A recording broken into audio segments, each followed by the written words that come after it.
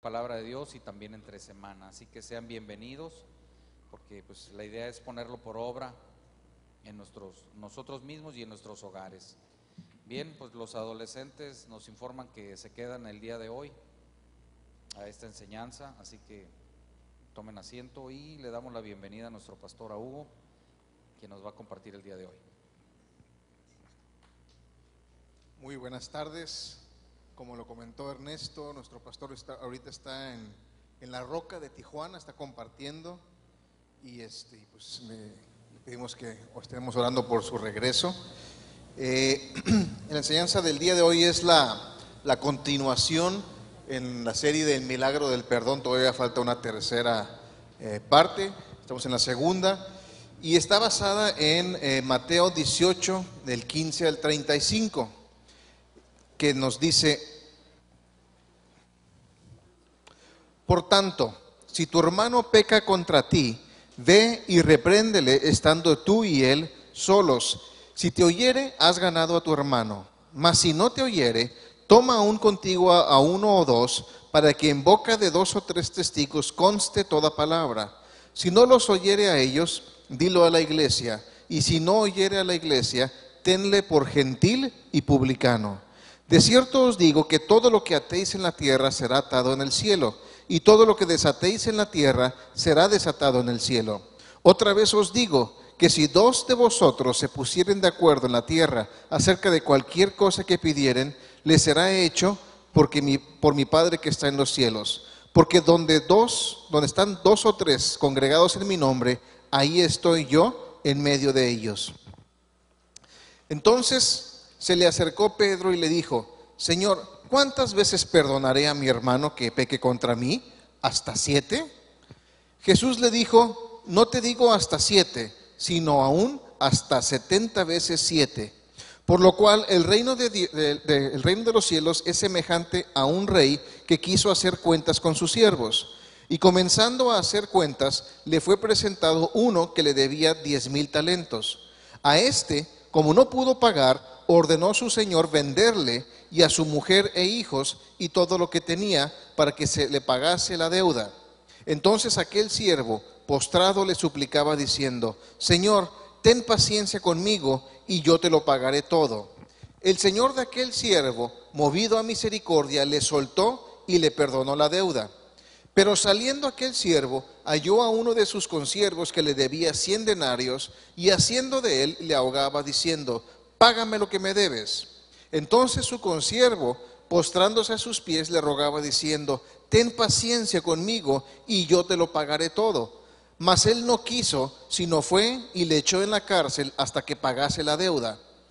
Viendo sus consiervos lo que pasaba, se entristecieron mucho y fueron y refirieron a su señor todo lo que había pasado.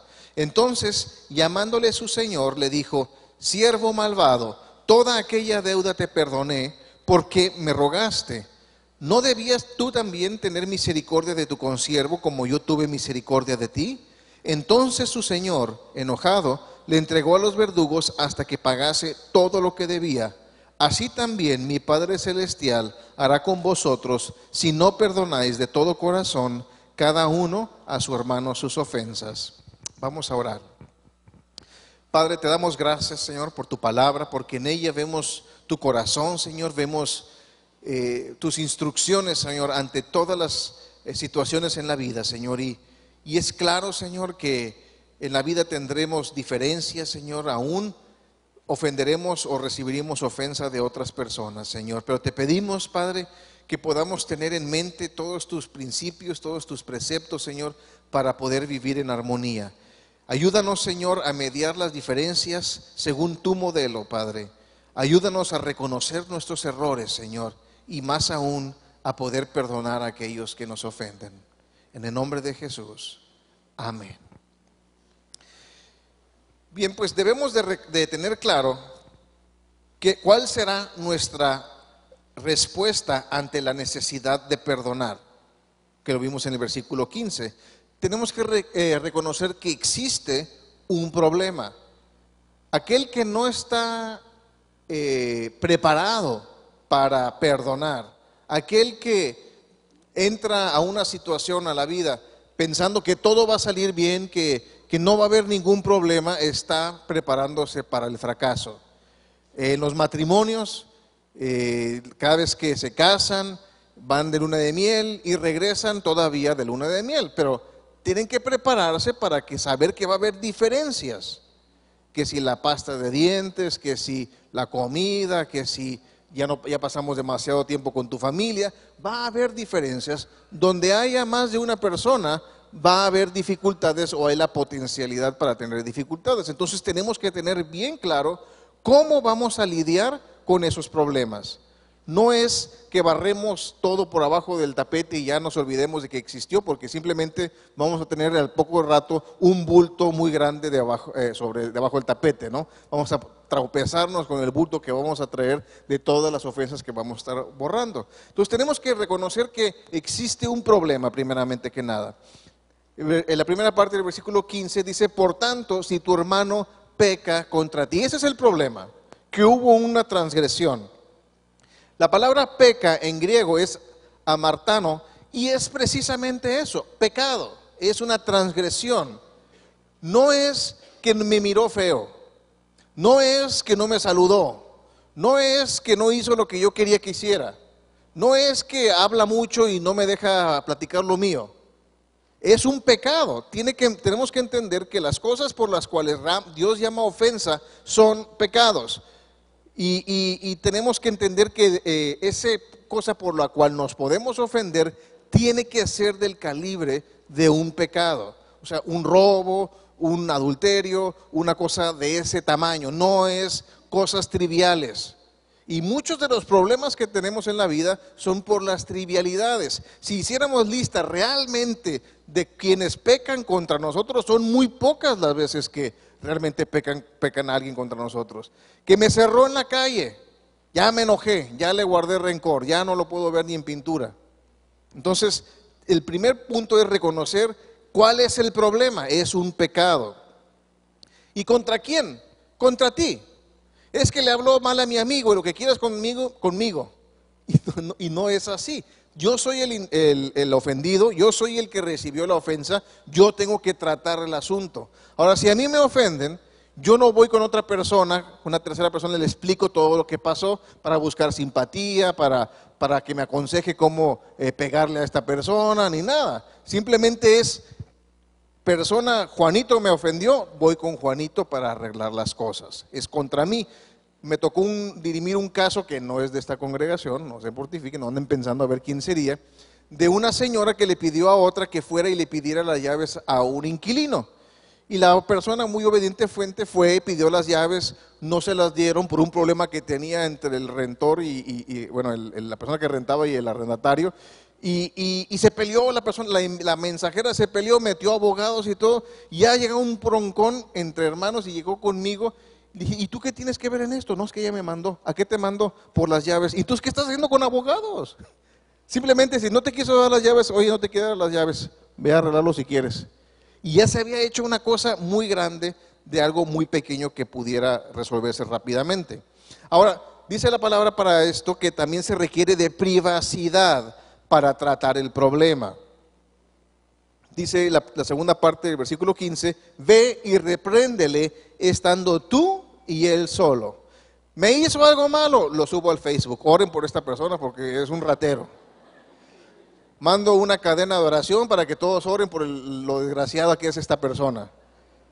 No, es primer paso. Vamos a ver cómo el Señor nos va llevando el proceso para dirimir los problemas. Primer paso es tú y yo, y no es con los guantes puestos, sino simplemente es, vamos a hacerlo tú y yo. Tú me ofendiste, yo me ofendí, vamos a dirimir esta situación.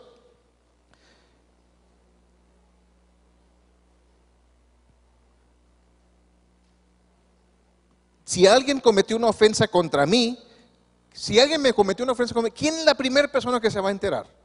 Pues yo. Soy el primero en enterado de la ofensa. Y por ende soy la única persona que debe de hacer la confrontación. Y me ha tocado que llega a mi oficina, es que esta persona me ofendió. ¿Y ya le dijiste? No, no le he dicho, vengo con usted primero. No, ve primero con la persona y sigue el proceso. No vengas primero conmigo, arréglalo entre uno y otro en privado. Levítico 19:17 dice: no aborrecerás a tu hermano en tu corazón, razonarás con tu prójimo para que no participes de su pecado. Muchas veces también lo que hacemos es que me ofenden y no lo resuelvo, simplemente ni lo olvido, nada más lo guardo. Y luego veo otra vez y me lo vuelvo a guardar, y me lo vuelvo a guardar. Algo que sucedió, hablando que aquí está mi esposa, que a veces tenemos que arreglar las cosas, tenemos que hablarlas y nos quedamos con malos entendidos. El otro día íbamos manejando y ella iba al volante porque yo estaba muy cansado, no quería manejar. Y me dice, íbamos manejando y ella me dice, ¿entraré a la gasolinera por aquí o por acá? Y yo dije, pues entra por allá, más rápido. Y entró y dice, ya hubiera sido más fácil por el otro lado. Y dije, bueno, pues ¿para qué me preguntas? Y luego seguimos adelante y me dice, ¿me daré vuelta a la derecha o me seguiré recto? Y fíjense la revelación del Señor. Ahora sí que carne ni sangre me lo reveló. Le dije, ¿estás hablando contigo misma o me estás preguntando a mí? Y contestó, yo cuando manejo hablo en voz alta, pienso en voz alta. Entonces no me estabas preguntando, y me dice, no, hasta hecho me estaba molestando que me dijeras por dónde. Lo resolvimos rápido. ¿Por qué? Porque era una falta de apreciación de mi parte el que pensar que me estaba preguntando a mí. Ella estaba preguntando a sí misma y lo arreglamos rápido, hasta nos reímos y fue una cosa chusca que puedo compartir ahorita sin ninguna lesión ni ningún tipo. Entonces, tenemos que arreglarlo, porque si no, yo lo barro y me lo guardo y dice, ¿para qué me preguntas? Esta más pregunta y no hace caso. Y ella podría estar pensando, me quiere dirigir por dónde ir y todo eso, y no lo resolvimos. Entonces, el Señor nos llama a que razonemos con nuestro prójimo. Fíjense que no dice, golpea a tu prójimo, no dice, ve y échale bronca a tu prójimo, dice, razona. En ese momento en el carro no gritamos ni nada, razonamos y hasta nos reímos.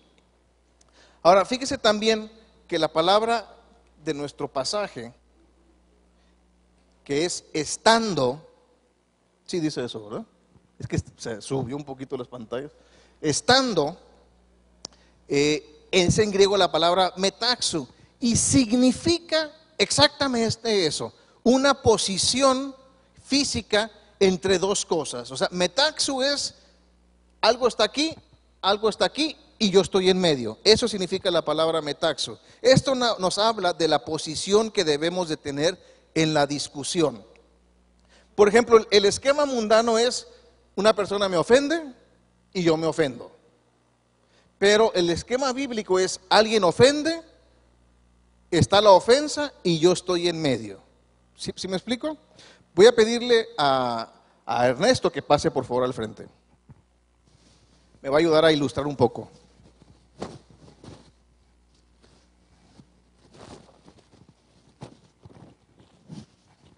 Esto es una ofensa. No, lo digo bien. Es una bolsa de basura. ¿Qué hay en las bolsas de basura? Basura. Basura. Entonces, la ofensa realmente muchas veces es una basura. La puedes tener aquí. Ahora yo me retiro. ¿Me la avientas, por favor? Me aventó una basura, me aventó una ofensa y yo la atrapé y la agarro y me la acomodo y me la guardo y voy por la vida con la ofensa, ofendido, ando ofendido. Ustedes vieron que me ofendió, ¿verdad? Los de aquí enfrente, los de atrás no alcanzaron a ver. ¿Vieron que me ofendió? ¿Vieron cómo me lanzó una ofensa? Aquí la tengo la prueba. Aquí está, estoy ofendido. Y es más, la deshilacho, miren, trae esto y trae esto otro y me gritó y me hizo feo. Y ya estoy por la vida así. Y voy y le digo, tengan cuidado con Ernesto porque avienta ofensas. ¿Quieren que les ayude? No. Me ofende. Y lo tengo aquí conmigo y estoy ofendido. Ahora, ¿cómo me veía mejor? ¿Sin la bolsa de basura o con la bolsa de basura? Sin la bolsa de basura, porque no saben, pero aquí hay un pañal usado y huele feo. No quieren estar cerca de alguien que trae una carga de basura en su lomo. Ahora se la vuelvo a dar. Vamos al esquema bíblico. El primero fue el esquema mundano. El esquema bíblico es que sigue siendo el ofensor, avienta la ofensa y yo me hago a un lado. Me taxo, estoy en medio, el ofensor y la ofensa. Ya me saqué de la ecuación, no estoy ofendido. Así yo puedo ir con Ernesto y le digo, oye Ernesto, eso que hiciste no está bien, es un pecado, a Dios no le agrada, tienes un problema. Pero ya no lo estoy haciendo como ofendido, no la traigo conmigo, no huelo feo. Ya puedo dialogar y razonar con él desde un punto de vista que no estoy en esta situación. El punto no es que él me pida perdón nada más, sino que él se ponga de acuerdo con el Señor y pida perdón por el pecado. Recuerden, no es que me miró feo, es que hizo un pecado. Y yo lo iba a recibir, pero ahora soy mediador. Muchas gracias. Un aplauso para Ernesto porque en la pasada me lo aventaron en la cara y todavía no perdono. No, es cierto. Entonces ya entendemos cuál es nuestra posición en esto y se debe de tener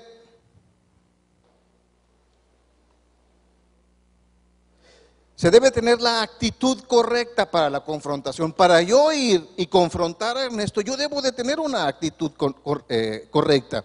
Dice, repréndele, pero la palabra en griego es elexon, que significa convencer.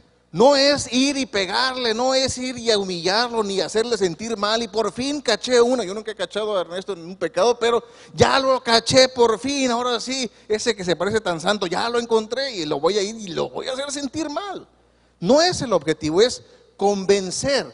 La palabra elexon es donde sacamos nuestra palabra elenco. El elenco de una obra de teatro son los que nos convencen de la historia y lo hacen tan bien a veces que nos metemos en la historia y estamos convencidos de que eso sucedió, lo compramos. Entonces nuestra actitud correcta es de convencerlo a cambiar esa actitud. ¿Qué? Pero en 1 Timoteo 5:20 dice, a los que persisten en pecar, repréndelos, no es regáñalos, es convéncelos del problema que tienen. Repréndelos delante de todos para que los demás también teman. En Tito 2, 1, 12 y 13 dice, uno de ellos, su propio profeta, dijo, los cretenses, siempre mentirosos, malas bestias, glotones ociosos. Este testimonio, dice el apóstol Pablo, es verdadero. Sí son así, no les están calumniando. Realmente los cretenses, dice Pablo, son así. Por tanto, repréndelos, convéncelos duramente, exhórtalos a que cambien para que sean sanos en la fe. Esa es la actitud correcta. Ahora también dice el Señor Jesús, ¿quién de vosotros me convence, me prueba de pecado? ¿Quién puede redarguir al Señor? Nadie. Nadie puede. Entonces, esa es la misma palabra. Ahora, se debe de considerar el prerequisito para resolver el problema. Y el prerequisito es, si te oyere. Es el modo subjuntivo. No hay certidumbre de que te haga caso. Puede que te haga caso o puede que no. Ahora, por ejemplo, algo que hacemos en consejería matrimonial es, les decimos, traen un problema los dos, llegan la pareja, ¿se quieren arreglar? ¿Los dos quieren arreglarse? Si dicen que sí, bueno, ya dimos un buen paso, ¿no? Ya quieren los dos. Si uno de los dos dice que no, bueno, hay que arreglar otra situación antes de llegar al problema matrimonial. No es ese el principal problema, hay algo detrás que hay que corregir primero. Pero si los dos lleguen, queremos resolverlo, ya estamos de un paso adelante. No todos llegan así, pero a veces llegan así de esa manera. Ahora, el oír es la palabra griega akuo, que significa atender, escuchar, dar audiencia, poner atención. Y desafortunadamente muchas personas oyen, pero no atienden. O sea, te pueden escuchar, te pueden oír tu argumento, pero realmente no hacen lo que tú les estás diciendo. Eso también nos pasa en consejería. Te escuchan, hasta dicen, está interesante lo que estás diciendo, seguramente es lo correcto, pero no atienden, no hacen la recomendación que les está dando. Y esa es otra cosa que ponemos mucho en consejería, se les escucha, porque muchas veces la gente llega a aventar sus problemas. No, mira, me hizo esto, y la siguiente semana me lo volvió a hacer, y es recorrer el problema. Entonces les ponemos de decir, haz esto, y vienes. Y viene la siguiente vez, ¿lo hiciste? Sí, lo hice. ¿Y qué pasó? Pues hubo una mejora. O no lo hice. Bueno, váyase a su casa. Pero es que me tienes que escuchar, yo no te tengo que escuchar. Haz lo que se te dice y después vienes. Porque tenemos que ir avanzando. Tiene que haber una atención al problema. Hechos 15:13 dice, y cuando ellos callaron, Jacobo respondió diciendo, varones hermanos, oídme. Pongan atención, lo que les voy a decir los va a transformar. Entonces por eso tenemos que pedir, ver que pongan atención, que escuchen. Ahora se debe entender el propósito involucrado. ¿Cuál es el propósito de ir y reprender o de convencer a alguien? ¿Cuál es el propósito? Has ganado a tu hermano, si te entiende. Y es ganar, el griego es kerdaino, que es ganar, ganancia. Si yo pongo un dinero en el banco a 28 días y llego a los 28 días y me presento con mi documento, ¿qué hice? Gané, tuve ganancia, adquirí algo, obtuve algo. Y lo que Dios dice es, obténlo, gánalo para el reino. Lo sacaste de las tinieblas y lo trajiste al reino. Y muchas veces cometemos ese error porque lo que no queremos hacer es ganarlos. Perdón, aquí me pasé de un poquito. Dice, asimismo, vosotras mujeres, dice Pedro, estad sujetas a vuestros maridos para que también los que no creen a la palabra, ¿qué? Sean ganados, sin palabra por la conducta de sus mujeres. Una mujer sujeta, una mujer obediente, una mujer temerosa de Dios, una mujer que respeta a su marido, aunque esté casado con un impío, ese impío al ver a Dios en esa mujer, al ver la obediencia de esa mujer, puede ser ganado para Dios. Y conocemos innumerables cantidades de mujeres que han ganado a sus esposos, no a bibliazos, no de que deberías de ser como Pablo, no llegas a nada con eso. Demostrando a Cristo en tu vida diaria es como lo puedes hacer. Y se han ganado muchas personas. Ahora, no es el punto de vencer, que en griego es nikao. Lucas 11:22 dice, pero cuando viene otro más fuerte que él, ¿y qué? Le vence, es otra palabra, no es de ganancia, no es de ganar, es de vencer. Le quita todas sus armas en lo que confiaba y reparte el botín. ¿Qué significa? Que lo primero es con amor, con comprensión, con misericordia, lo gano para el reino de Dios. Y el otro, lo venzo, le gané. Ahora, ¿qué diferencia hay en alguien que fue ganado a alguien que fue vencido? El vencido se queda con rencor. El vencido dice, ahorita me ganaste, pero la próxima que nomás te descuides, te voy a hacer pagar lo que me hiciste. Y eso no es la actitud que debemos de buscar. Por ejemplo, cuando vivíamos en otra colonia, llegaban a la casa, eso que llegan todos los sábados en la mañana, ¿no? A atacar la puerta, que vienen de par en par a hablar de la Biblia. Y yo los recibía y los sentaba y sacaba mi Biblia en griego y mi Biblia en hebreo y les sacaba las concordancias y los traía ahí, y después de 3 horas ya pedían esquina, ¿no? Ya estaban, que no aguantaban más, y yo les decía, espérense, quédense un ratito más, Mónica, tráenos más bocadillos, y Mónica, ya que se vayan. Tenemos cosas que hacer, tenemos que ir de compras. Y no, espérate, aquí van a estar. Y siempre van dos, uno que es muy experimentado y otro que está aprendiendo. Y siempre me tocaba que aprendía y decía, oye, tienes razón que está diciendo. Y cállate, ya vámonos. Yo, no se vayan, y ahí estamos. Y se iban, y en la puerta les decía, pero vuelven, el próximo sábado aquí los espero, aquí ahora vienen y traigan más. ¿Volvían? No volvían. Y lo digo con pesar, porque los vencía, pero no los ganaba para el Señor. Y cerraba la puerta y decía, les gané. Y el Señor me decía, ¿y a ti qué? Eso no era el propósito era ganarlos para mí. No humillarlos, no hacerlos sentir mal. Y pues me sentía mal, y como que ahí iba los sábados, los buscaba a ver si los encontraba.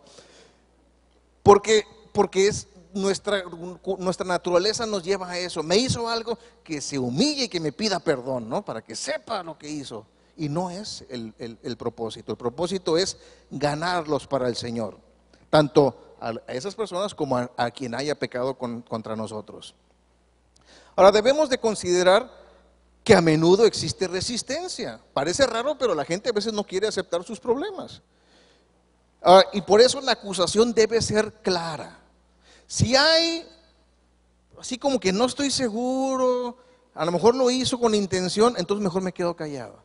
A lo mejor alguien me hizo algo y yo estoy diciendo es que él lo hizo porque me odia, o estoy cayendo en un pecado yo, porque yo no conozco las intenciones del corazón de esa persona.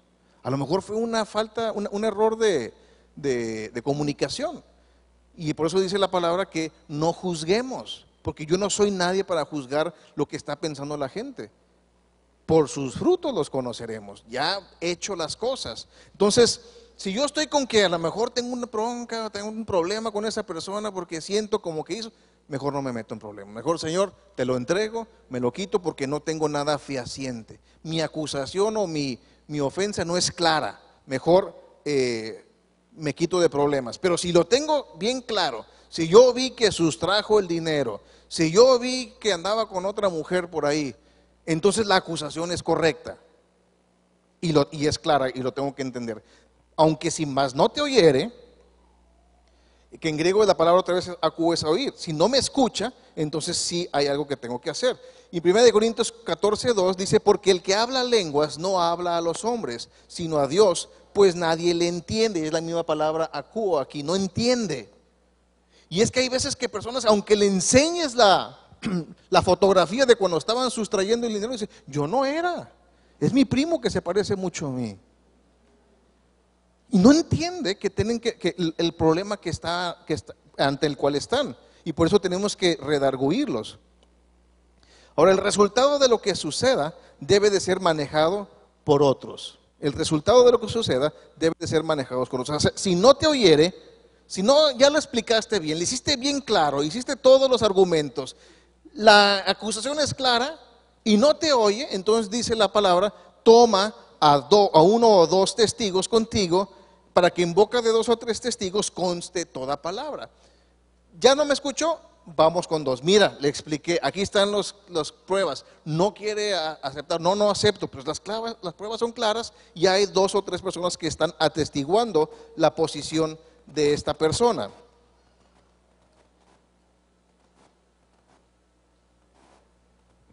Perdón. Lo que se debe de tratar con los demás es la oposición del ofensor a reconocer su ofensa y su negativa a arrepentirse. Los testigos no son jueces. Ellos no van a decir, oye, sí es cierto, hiciste esto, está malo. No, ellos simplemente van a atestiguar cuál es la respuesta de la persona, del ofensor, a no reconocer su posición o su ofensa o su pecado. Porque Deuteronomio 19:15 dice, no se tomará en cuenta a un solo testigo contra ninguno en cualquier delito ni en cualquier pecado, en relación con cualquier ofensa cometida. Solo por el testimonio de 2 o 3 testigos se mantendrá la acusación. O sea, tiene que haber testigos de que no quiere aceptar su posición. 1 Timoteo 5:19-20 dice, contra un anciano no admitas acusación sino con 2 o 3 testigos. A los que persisten en pecar, repréndelos delante de todos para que los demás también teman. Y a los ancianos, aquí habla acerca de los ancianos de la iglesia, que es la junta la mesa directiva de la congregación. Ahora, se inmiscuye a la congregación, la congregación es enterada solo después de que la evidencia es clara y se ha establecido la negativa a escuchar. Vamos a ver el proceso otra vez. Emite la ofensa, me quito de la ecuación, empiezo a redarguirle, a convencerle de que estuvo mal lo que está haciendo, no por mí, sino por su relación con el Señor. No quiere entender.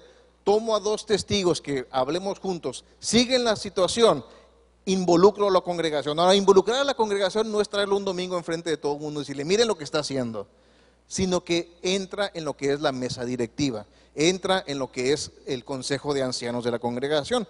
Todos somos bien jóvenes, pero esta congregación también tiene una mesa de ancianos, una junta de ancianos. Dice, si no se oyere a ellos, dilo a la iglesia. Ya está enterrada la iglesia. Y la consecuencia de no escuchar a la congregación es establecida. Y si no oyere a la iglesia, si al siguiente paso no quiere escuchar, tenlo por gentil y publicano. Ahora, esta frase es bien importante que la entendamos en su contexto. Tenerlos como gentil y publicanos es decir, no son creyentes. No es creyente esta persona. O sea, no pertenece al reino de Dios porque no se está sometiendo ni a la justicia de Dios ni a las instituciones que Dios ha puesto en la tierra para ministrar este tipo de cosas. Entonces, si ya a la persona no la hizo caso, a los testigos no hizo caso, a la congregación no hizo caso, a los ancianos no hizo caso, no pertenece aquí. No es cristiano, no es creyente. Y esta es una consecuencia bastante grave. Y por esto tenemos que entender cuál es la consecuencia, la razón de tener los testigos. En versículos 18 y 20 dice, por dicho, en Deuteronomio 17:16 dice, por dicho de 2 o 3 testigos, morirá el que hubiere de morir. Por el dicho de 2 o 3 testigos, fíjense la consecuencia. Morirá el que hubiere que morir por su transgresión. No morirá por el dicho de un solo testigo. La consecuencia en el Antiguo Testamento era la muerte física. La consecuencia en el Nuevo Testamento es la muerte espiritual. Empezamos a entender cuál es la gravedad de aferrarnos a no aceptar nuestras responsabilidades. Ahora también está para ejercer la voluntad del Padre. Para ejercer la voluntad del Padre. Mateo 18:19 es un pasaje que muchas veces no se entiende bien. Dice, de cierto os digo que todo lo que atéis en la tierra será atado en el cielo, y todo lo que desatéis en la tierra será desatado en el cielo. Otra vez os digo que si 2 de vosotros se pusieren de acuerdo en la tierra acerca de cualquier cosa que pidieren, les será hecho por mi Padre que está en los cielos. Pregunta, ¿con quién está hablando Jesús? Con sus discípulos, con los apóstoles. Les está diciendo, todo lo que ustedes aten en la tierra será un espejo en el cielo, se atará también en el cielo. Y si ustedes desatan algo en la tierra, será desatado en el cielo. Si ustedes se ponen de acuerdo en esto, va a ser hecho por mi Padre. Y para reforzar esto está en Mateo 28:18 al 20, donde Jesús les dice, ya al final de su ministerio dice, se acercó y les habló diciendo, toda potestad, ¿cuánta? Me es dada en el cielo y en la tierra. Por tanto, id. Los está encomendando, les está dando esa autoridad, esa potestad a los discípulos. Y haced discípulos a todas las naciones, bautizándolos en el nombre del Padre y del Hijo y del Espíritu Santo, enseñándoles que guarden todas las cosas que os he mandado. Y he aquí, yo estoy con vosotros todos los días hasta el fin del mundo. Amén. ¿Qué es lo que está diciendo Jesús aquí? Yo voy a salir, yo me voy a ir con mi Padre, pero dejo la institución de la iglesia aquí a cargo de las cosas espirituales. Y yo les dejo, dice el Señor, mi autoridad a la iglesia. ¿Para qué? ¿Para que hagan lo que se les pegue la gana? No, para que hagan discípulos a las naciones y para que los bauticen en el nombre del Padre y del Espíritu Santo. Nombre del Padre, del Hijo y del Espíritu Santo. Entonces, les está hablando esto de una autoridad establecida por Dios. Si yo me pusiera, saliendo de aquí, yo Hugo Treviño, termino de aquí y me salgo y me pongo un uniforme de policía, ¿puedo ejercer el oficio de policía? ¿Por qué no? Si tengo el uniforme. Hasta tengo una placa que me mandé a hacer que diga Hugo Treviño. ¿La puedo ejercer? Porque no me han dado la autoridad. Para poder ejercerla, tengo que inscribirme donde me tenga que inscribir de seguridad pública, y hacer todas las pruebas y cumplir con todos los requisitos y que se me entregue la autoridad. Y ahora sí, si ya estoy inscrito en el cuerpo policíaco de Mexicali y ya me dan mi uniforme y me lo pongo, ¿ahora sí puedo? Claro que sí, porque me ha dado la autoridad. Punto muy claro, nuestro pastor no es pastor nada más porque él un día dijo voy a ser pastor y voy a empezar a hacer esto, sino que Dios le dio la autoridad para hacerlo. Y mucha gente desafortunadamente dice, pues esa es la opinión del pastor, yo hago lo que se me pegue la gana. ¿Contra quién estamos yendo? ¿Contra Aurelio o contra el enviado del Señor? Contra el Señor al final de cuentas. Nos pasó una enseñanza que nos dio John Bevere, que él fue a África y llegó al aeropuerto y lo estuvo recibiendo un secretario de Estado del país donde iba de África y lo llevaron en una caravana escoltada con policía y todo hasta el estadio donde iba a ser ¿cómo se llama? La reunión, porque era un pastor, un evangelista, y ya estando tras bambalinas esperando que se diera el tiempo para que empezara la reunión, estaban ahí secretarios de Estado sirviéndolo a él, trayendo vasijas, le dejaron unos vasos ahí, y le dijo, ¿sabes quién es el que te lo trajo? No sé quién es el secretario de Educación Pública de aquí. Y le estaban sirviendo hasta que llegó un punto en que él dijo, ¿saben qué? No es necesario que hagan tantas cosas, no es necesario que tengan tantas atenciones. Y voltearon todos y le preguntaron, ¿no eres tú el varón de Dios? Pues sí, entonces estamos sirviendo al varón de Dios, a Dios a través de ti. Si tú vienes en tu nombre, pues vete de aquí. Pero si vienes porque Dios te mandó, entonces estamos sirviendo a Dios. Y es exactamente lo que somos nosotros también. Somos embajadores. Cuando alguien va a entregar sus credenciales como embajador a otro país, no lo recibe cualquier funcionario, sino lo recibe o el secretario de Relaciones Exteriores o el mismo presidente les toma sus credenciales porque está recibiendo no a la persona, sino a la autoridad que lo está enviando. Entonces, cuando veamos a nuestro pastor, realmente estamos dándole gracias a Dios porque Él puso esa autoridad. Y si Él dice una cosa, nos tenemos que alinear, claro, que venga dentro de la palabra de Dios, pero es Él representante de Dios y lo tenemos que tomar como tal cosa. Entonces, desafortunadamente muchas personas sí dicen, pues esas cosas de Aurelio o cosas de un pastor o del otro, y se van de esa congregación y se van a otra congregación y se repite el ciclo. Dice la palabra que lo que se desate en la tierra será desatado en el cielo. Si te desataron en la tierra, muy probablemente ya te desataron del cielo también. Y lo único que hay que hacer es ir y volver, asegurarnos de que nos amarren otra vez aquí, pedir perdón y corregir las actitudes.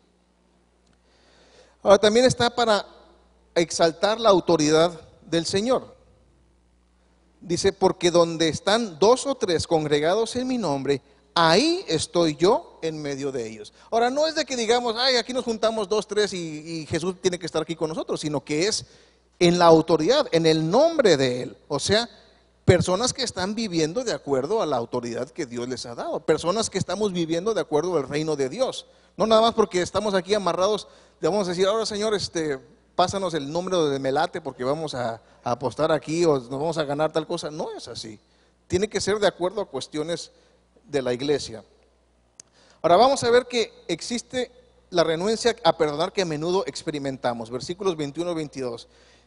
Y vamos a ver la razón de nuestra renuencia a perdonar ofensas repetidas. A veces que la razón que tenemos para no extender el perdón es porque ya son muchas veces. Nos han ofendido ya el mismo y con la misma cosa. Lucas 17:3-4 dice, mirad por vosotros mismos, si tu hermano pecare contra ti, convéncele, repréndele, y si se arrepiente, perdónale. Y si 7 veces al día pecare contra ti, y 7 veces al día volviera a ti diciendo, me arrepiento, ¿qué hay que hacer? Perdonarle. Ahora, seamos sinceros. ¿Es eso fácil? Otra vez más fuerte. ¿Es eso fácil? No es fácil. Miren, la vida cristiana no es fácil. Es imposible. Sinceramente, sin Cristo es imposible. ¿Cómo vas a perdonar 7 veces a la misma persona con la misma cosa por día. Imagínate si vives con, Hugo, es que no son 7, son 70 veces 7. Pues dice el Señor, pues lo vas a perdonar. ¿Cuántas veces te ha perdonado el Señor aún las mismas cosas? Pero son mentiritas blancas nada más.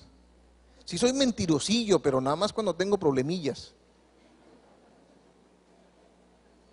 Es lo mismo para el Señor eso que un asesinato. Entonces, veamos las cosas desde la perspectiva de Dios. Porque es muy fácil que Dios nos perdone a nosotros, porque somos bien buena gente. Pero yo perdonar al desgraciado es otra cosa, Señor. Ahí se requiere más. Y no es así. Ahora, la realidad de la necesidad de perdonar. Existe una realidad. ¿Cuántas veces tenemos que perdonar? 70 veces 7. Ahora, yo se lo digo a los muchachos que se van a casar. Muy contentos, se agarran de la mano, están ahí platicando, estamos poniendo fechas y todo. Muy bien. Y ya sé qué cara van a poner cuando les digo, ¿estás listo para perdonar? Pero mucho, mucho, mucho. No, sí, pastor, sí, claro que sí. Pero cuando así que no aguantes, ¿vas a perdonar? Bueno, pues es que yo estoy buscando mi felicidad. Bueno, déjame te digo una cosa, el Señor no hizo el matrimonio para que fueras feliz. Ya se le está cayendo la cara para entonces, ¿no? Lo hizo para que maduraras. Y vaya que el Señor te puso a alguien que te va a hacer madurar. Dale gracias al Señor, dice, gracias por esta enseñanza tan grande. Los solteros mejor dicen, me quedo soltero. Y Pablo dice, gloria a Dios.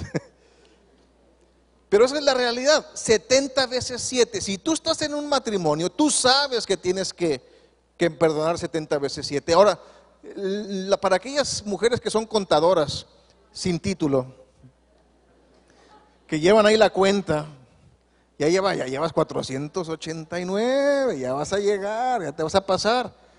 Eso es una expresión hipérbole que dicen los judíos, que es siempre, siempre.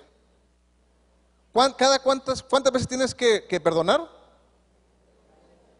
A ver, las contadoras, 490. Siempre tenemos que perdonar. A ver, ¿cuántas veces tienes que perdonar? No les oí. ¿Más fuerte? Conste que ustedes lo dijeron, no yo, Siempre vamos a tener que perdonar. ¿Verdad que es difícil la vida cristiana? Así es, tenemos que perdonar. Jesús, conociendo la naturaleza pecaminosa y contenciosa de la humanidad. Estoy estudiando la Primera Guerra Mundial ahorita. Es increíble que el hombre entre en guerras de esa manera. En la Primera Guerra Mundial murieron más ingleses, franceses, italianos y rusos que en la Segunda Guerra Mundial. En una batalla morían 250,000 personas. Así nada más. Los armenios que los pasaron de Turquía hacia el este, 800,000 muertos nada más caminando por la estepa. Entiende el Señor Jesús que somos pecaminosos y contenciosos por ser humanidad. Y nos advierte que sus verdaderos seguidores deberemos tener una actitud de perdón continuamente. Y para ello nos prepara diciéndonos que debemos estar dispuestos a perdonar 70 veces 7 a nuestros hermanos. Dígale, gracias a Dios que nos van a perdonar esta. Ahora, la negativa, hay una cuestión. Ya pasamos del ofensor que no quiere reconocer su ofensa, al ofendido que no quiere perdonar. El del ofensor es que lo hagan publicano y gentil, ¿no? Cortado de la iglesia, ya no está en el Señor. Pero el que no quiere perdonar está en el versículo 23, el principio básico de la parábola. El reino de los cielos, el reino celestial, requiere de perdón. Como ciudadanos de ese reino, perdonados por nuestro Rey, debemos de estar prestos para perdonar a los demás. Y dice el versículo, por lo cual el reino de los cielos es semejante a un rey que quiso hacer cuentas con sus siervos. Vamos a entregar cuentas al Señor tarde o temprano y lo vamos a hacer. Y lo mismo tenemos que hacer nosotros con nuestros semejantes, tenemos que entregar cuentas.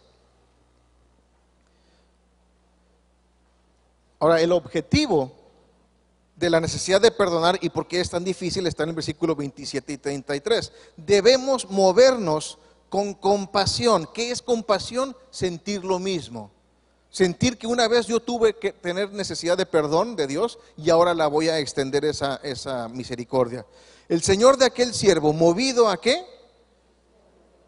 Le soltó y le perdonó la deuda. Y después que esto hizo el siervo, que no perdonó a su semejante, le dijo, ¿no debías tú también tener misericordia de tu consiervo como yo tuve misericordia de ti? Una persona que no puede perdonar es porque no ha sido perdonado o no ha recibido el perdón. Y si no ha recibido el perdón, no puede entrar en el reino de Dios. El serio problema que se hace evidente cuando no perdonamos a los demás está en el versículo 28 al 30. Pero saliendo aquel siervo, halló a uno de sus consiervos que le debía 100 denarios y haciendo de él, le ahogaba diciendo, págame lo que me debes. Entonces su consiervo, postrándose a sus pies, le rogaba diciendo, ten paciencia conmigo y yo te lo pagaré todo. Mas él no quiso, sino fue y le echó en la cárcel hasta que pagase la deuda. El corazón de ese siervo no había cambiado. Fue perdonado, pero no había recibido ese perdón, no lo había entendido correctamente. Y cuando nosotros que somos perdonados por Dios, no perdonamos a otros, nos convertimos en ¿qué? Siervo malvado. ¿Entendemos la gravedad de no perdonar? Ya vimos otra vez el que no quiso reconocer, pero ahora entendemos el que no perdona, se convierte en un siervo malvado. Y todos quisiéramos escuchar cuando vayamos al cielo, siervo fiel, entra en el gozo de tu Señor. Pero si no perdonamos, no vamos a escuchar eso. ¿A dónde van los malvados? Al infierno. Y un poquito más caliente que aquí, pero sin aire acondicionado. El terrible peligro que corren quienes no perdonan a los demás. Entonces su señor enojado le entregó a los verdugos hasta que pagase todo lo que debía. Aquí hay una seria caso que debemos de entender. Ese siervo ya había sido perdonado por su señor, mas sin embargo por su actitud le fue retirado el perdón y fue enviado a pagar. Por aquellos que piensan que se pierde o no se pierde la salvación, si no perdonamos, nos puede ir de la misma manera que a ese siervo. Entonces, ¿qué es mejor? Perdonar, ¿no? Porque ya había sido perdonado, mas se le retiró el perdón, porque no era realmente del reino.